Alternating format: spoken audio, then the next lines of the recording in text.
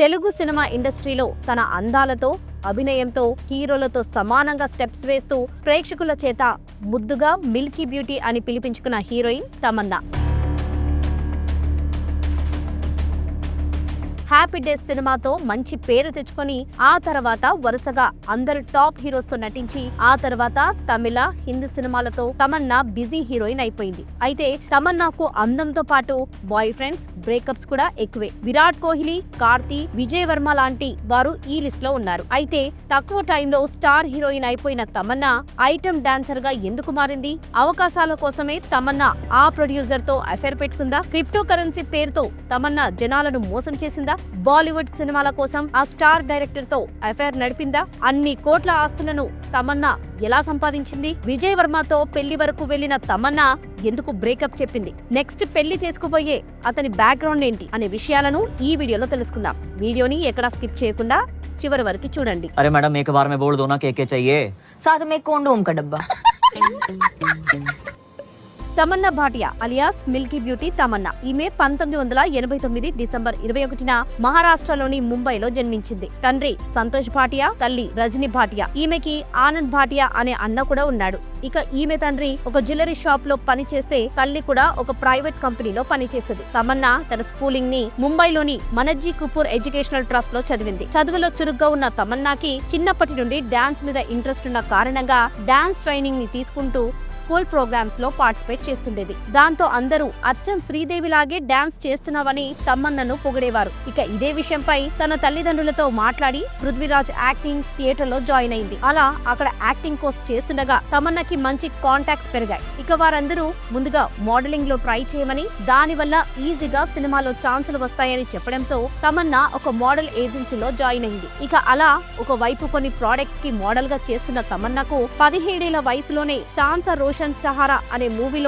Heroine గా చేసే chance వచ్చింది. ఇక ఈ మూవీ రిలీజ్ అయి ఫ్లాప్ అవ్వడంతో ఆ తర్వాత తమన్నాకి హిందీలో ఛాన్సులు రాలేదు. కానీ హిందీ ఆల్బమ్ సాంగ్స్ లో యాక్ట్ చేసే ఛాన్సులు వెతుక్కుంటూ వచ్చాయి. అలా 2005లో ఇండియన్ ఐడల్ విన్నర్ అయిన అభిజిత్ సావంత్ యొక్క ఆల్బమ్ సాంగ్ లో యాక్ట్ చేయగా ఆ సాంగ్ రిలీజ్ అయి తమన్నాకి మంచి గుర్తింపు వచ్చింది. అలా మంచు మనోజ్ సరసన శ్రీ అనే మూవీలో తమన్నాకి హీరోయిన్ గా చేసే ఛాన్స్ వచ్చింది. కానీ ఈ మూవీ రిలీజ్ అయి బాక్స్ ఆఫీస్ వద్ద బోల్తా కొట్టింది. ఇక తెలుగులో ఈ మూవీ తర్వాత ఛాన్సులు రాకపోవడంతో తమిళ్లో ట్రై చేయగా ప్రొడ్యూసర్ ఏఎం రత్నం గారు తన కొడుకైన రవికృష్ణ సరసన కేడి మూవీతో తమన్నాకి సెకండ్ హీరోయిన్ గా ఛాన్స్ ఇచ్చారు. అలా ఆ మూవీ కూడా రిలీజ్ అయి ఫ్లాప్ అయినా తమన్నాకి మాత్రం ఛాన్సులు వెతుక్కుంటూ వచ్చేవి. ఇందుకు కారణం సన్ టీవీ ఛానల్ CEO అయిన సక్సేనాతో తమన్నాకి పెరిగిన మంచి సన్నిహిత్యం. అలా సన్ DTH మోడల్ గా యాక్ట్ చేస్తూ ఆ తర్వాత SJ సూర్య హీరోగా చేసిన వ్యాపారి మూవీలో హీరోయిన్ గా చేయగా అది కూడా ఫ్లాప్ అయింది. ఇక అదే సమయంలో director Sekhar Kammula happy days మూవీలో తమన్నాని సెలెక్ట్ చేయడం జరిగింది.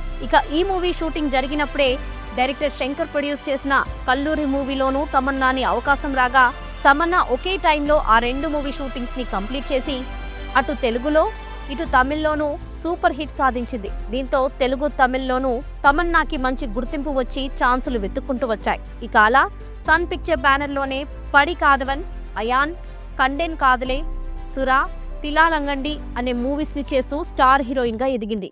ఇక మరోవైపు తెలుగులోనూ 100% లవ్ మూవీతో యూత్ లో మంచి క్రేజ్ ని తెచ్చుకొని ఆ తర్వాత బద్రీనాథ్, ఊసరవెల్లి, రచ్చ, రెబెల్, కెమెరామ్యాన్ గంగతో రాంబాబు అనే మూవీస్ ని చేస్తూ తమన్నా తెలుగులోనూ స్టార్ హీరోయిన్ గా బిజీ అయింది. కానీ తమన్నాకి సౌత్ మూవీస్ లో ఎంత సక్సెస్ అయినా హిందీలో మాత్రం తనేంటో ప్రూఫ్ చేసుకోవాలనుకుంటుండేది.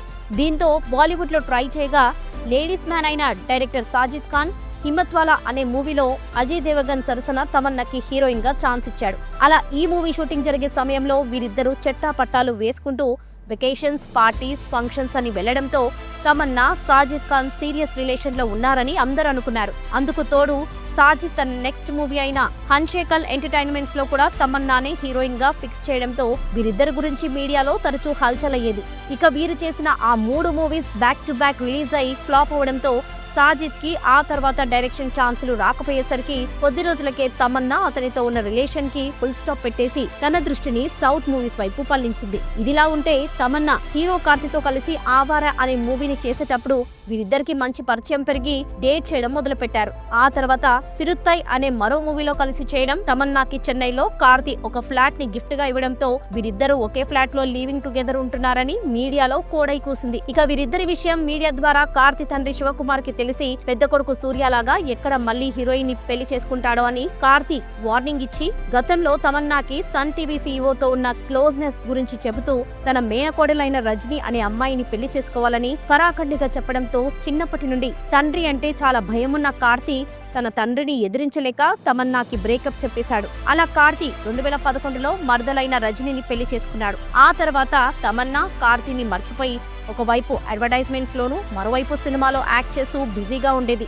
ఇక అదే సమయంలో తమన్నాకి ఒక అడ్వర్టైజ్మెంట్ లో విరాట్ కోహ్లీతో కలిసి యాక్ట్ చేసే ఛాన్స్ వచ్చింది. ఇక అలా షూటింగ్ జరిగేటప్పుడు వీరిద్దరూ నంబర్స్ ని ఎక్స్చేంజ్ చేసుకుని కొన్ని నెలలు రహస్యంగా డేట్ చేయడం మొదలుపెట్టారు. అలా విరాట్ కోహ్లీ ఆడుతున్న కొన్ని మ్యాచెస్ ని చూసేందుకు కూడా తమన్నా నేరుగా స్టేడియంకి వెళ్లి అతనికి సపోర్ట్ చేయడంతో త్వరలోనే వీరిద్దరు పెళ్లి చేసుకుంటారని మీడియాలో హల్చల్ అయింది. కానీ తమన్నా రోజుకి బిజియెస్ట్ హీరోయిన్ అవ్వడం, విరాట్ తో టైం స్పెండ్ చేయలేకపోవడంతో విరాట్ కోహ్లీ తమన్నాతో బ్రేక్ చేసుకున్నాడు. ఇక ఆ తర్వాత తమన్నా పేరు ధనుష్, నాగచైతన్య, ప్రభాస్ తోనూ గట్టిగా వినిపించినా అది ఇండస్ట్రీలో హీరో హీరోయిన్ల మధ్య ఉండే అండర్స్టాండింగ్ తప్ప సీరియస్ రిలేషన్ కాదని చెప్పొచ్చు. ఇదిలా ఉంటే బాహుబలి మూవీ తర్వాత తమన్నా సినీగ్రాఫ్ పూర్తిగా పడిపోవడంతో ఐటెం డాన్సర్ గా తన సెకండ్ ఇన్నింగ్స్ ని స్టార్ట్ చేయాలనుకుంది.